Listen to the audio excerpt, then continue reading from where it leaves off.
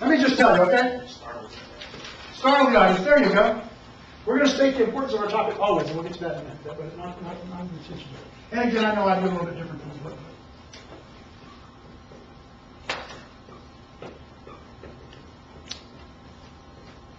make a starting statement. So I had this speech from a student one time. 3 weeks from now, life as you know it on this planet will cease to exist forever. That's a starting statement, right? I hear that. I did hear this. Teacher student made in my class. You know what his topic was? I'll give you a hint. It was fall semester. It was the last speech of the semester, so we're talking December 99? 99. There you go. And what was the topic? Yeah, Y2K. Y2K. Yeah, the whole world's going to come to an end. Computers all over the world are going to go haywire and cause nuclear bombs to go off and melt down the polar ice caps and flood the whole world. It's going to look like a Kevin Costner movie. Yeah, 2012 is the new Y2K. Yeah, now it's 2012. And I'm sure 2 years in the fall semester, 2 years from now, I'll hear speeches about that. I've already heard it. Was that a startling statement? Yeah. Did that get the audience's attention? Yeah. Absolutely. He was incorrect about his assumption. But he really believed it at the time. I remember staying home that New Year's Eve watching my computer. Yeah. Midnight came around, nothing happened. So I could have been out drinking. So I can make a startling statement. So I should get my G's. I think I misspelled that. But what else do we do? Arouse curiosity, okay? Since you brought that up, you put gives an example there. Curiosity. So your speech teacher. So, you see the example there in the book where it's talking about how it kills lots of people every year and this and that? See what I'm referring to? Could you read that for us really loud? It is the most common chronic disease in the United States, controllable but incurable. It is a symptomless disease. You can have it for years and never know it until it kills you.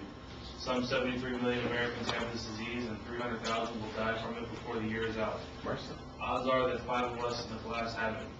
What am I talking about? Not cancer, not AIDS, not heart disease. I'm talking about hypertension, high blood pressure. Okay, very good. Thank you. So, see how the speaker starts out? It's not this, not that. They're building up the curiosity. So you can wait a little while to reveal it, and then some of the other things that have been mentioned already, like revealing the topic. It's already demonstrating the importance, things like that. Okay. So, what else? So we got relate to the audience, startling statement, arouse curiosity. Question the audience. Question.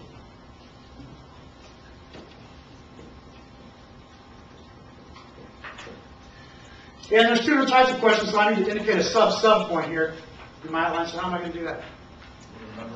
A number, right? Now I have to put that little definition. For lack of a better term, I'll say an actual question. So there might be times when you would actually ask your audience a question.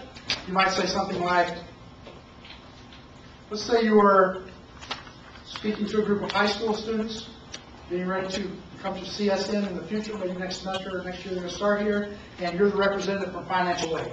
So you want to know, because you didn't have a chance to find out much about your audience before, you want to know have they filled out the FAFSA. You know what the FAFSA is, right? Mm-hmm.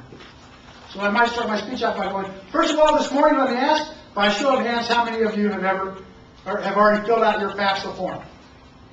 Well, what if out of my audience of 50 people, only 2 people raise their hand? Do I know that at that point I need to adapt to my audience and I need to talk about how to do the FAFSA, where to find it, what it is, and why it's important? Mm-hmm. What if out of that 50 people, 49 of them raise their hand, they've already done it? Do I want to spend the next 15 minutes talking about what the FAFSA form is, where it is, how to find it? No. So I might want to adjust and adapt. And there might be a time when I do want to question my audience right there, like we were talking about in Chapter 5 with audience analysis. Maybe you don't always have a chance in advance to find out about your audience, so maybe I want to find out from them. But as a practical matter, it's not normally done that much. I mean, most of the time, like when King delivered the Iowa Dream speech, like 150,000 people along the Lincoln Memorial. So if he asked a question, by a show of hands, how many of you here? 1, 2, 3. It can take a while, right? So it may not always be a good idea. So most of the time, if we question the audience, what kind of question are we going to ask?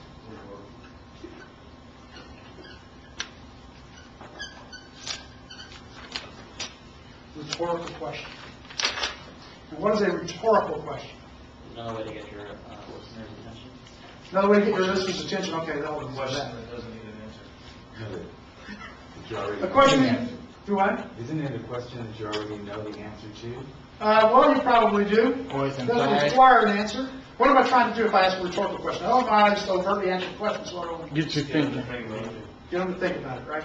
So if my topic's global warming, what might I ask as a rhetorical question to get my audience thinking about global warming? Who here drives? Who here drives? Okay. Is it hotter today than it was 30 years ago? Is it hotter today than it was 30 years ago? Let's start with that. Any others? So who here drives? Is it hotter today than 30 years ago? That was rhetorical. Was she ready to answer my question? Yeah. Again, a rhetorical question does not require. Any other examples for global warming speech, rhetorical question? Let's go. No?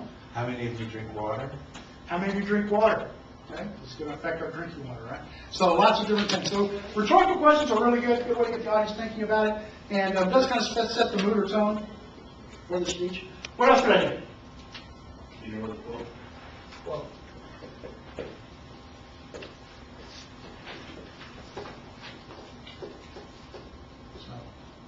ask not what your country can do for you. Ask what you can do for your country. This is still true today as it was when? 20, 30? 19, what? Some years ago. I ain't took history yet. Was it 61? I think it was Uh-uh. 61. When, who said it? JFK. JFK, Mm-hmm. during what speech? The inauguration. His inauguration address. So I would say, ask not what your country can do for you, ask what you can do for your country. And that's still true today as it was in, I think it was 1961. I was actually doing a speech, I looked it up, make sure. When JFK said it during his inauguration address. And I want to be sure to do that because if I don't cite him as the source of that, I'm guilty of what? Plagiarism. And what happens if I plagiarize in my speech? Death penalty. Right?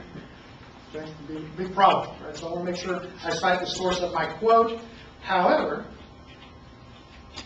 was JFK the first one to say it? You all said JFK, but was he really the original source of that quote? Probably not. Who said it before JFK? His speech writer.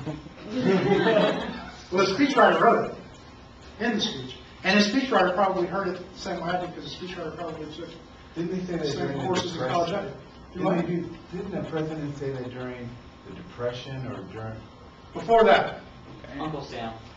Uncle Sam's a fictional character. I don't know what it was. The Roman scholar Cicero in ancient Rome, I would have never got that.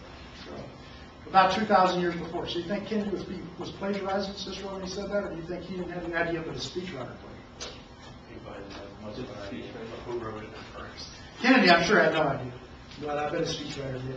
All right, so you can use a quote. Another thing you can do, and it's similar to that, it's not a direct quote, and I said that depending on who you ask, some people would argue that when King says at the I Have a Dream speech, I'm honored to be here with you today. I can't remember exactly how he says it, but something effective. I'm honored to be here with you today. I want to be remembered as the greatest demonstration for liberty or freedom in the history of this great nation, or something like that. He's related to the audience, and that is one of the attention givers. So you can argue that's his attention givers. The first thing he says starts off. But some accounts say that what he really said next was really the beginning of the speech. In other words, that was kind of external to it. That was something he just said when he went up there, but it wasn't really part of his actual speech. And the next line he said was an allusion. And what's an allusion? Not illusion with an I, but allusion with an A. So it's not an illusion like David Copperfield makes the Empire State Building or something disappear, but Isn't it like leading up to something? more leading back to something. Allusion, meaning alluding to, or you make a reference to something else. And so the next thing King says, and a lot of people would argue it's really the opening line of the speech, is 5 years ago, a great American in whose symbolic shadow we stand today signed the Emancipation Proclamation. This momentous decree came as a great beacon of light of hope to millions of Negro slaves. So what is he alluding to? What is he saying? The 5 score, 7 years ago. Fourscore. Fourscore, or Abraham Lincoln. Abraham Lincoln, right, he's alluding to Lincoln's Gettysburg Address. The Gettysburg Address begins